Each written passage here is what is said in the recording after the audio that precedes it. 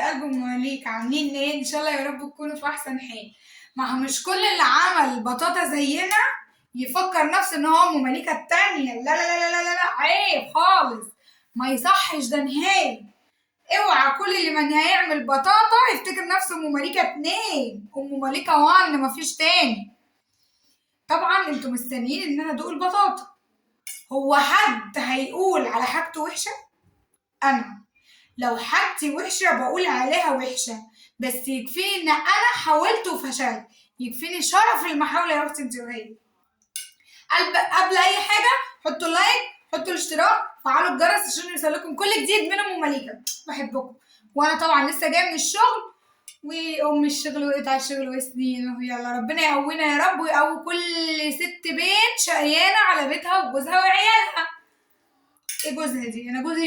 انا جوزي طالع عين اهله يا جماعة.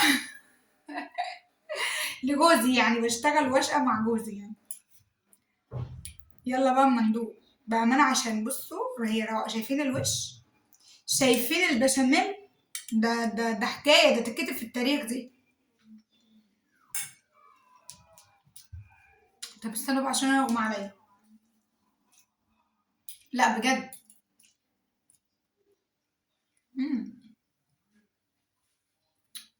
أكاد من فرط الجمال أذوبه. ايه ده؟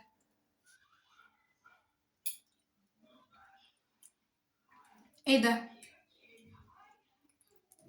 ينفع اخد تاني؟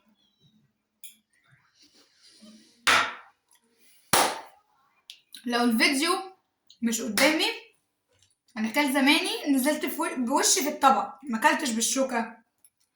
ايه ده يا جماعة الحلويات دي؟ ايه ده بجد؟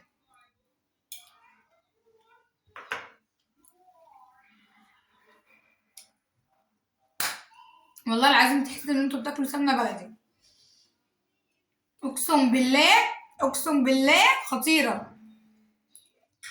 خطيرة دي كلمة قليلة. ايه الحلاوة دي؟ طبعا اللي عايز الوصفة يروح على الفيديو الكبير، على قناة ام مليكة. مستنياكم هناك يا حبايب قلبي، وبحبكم.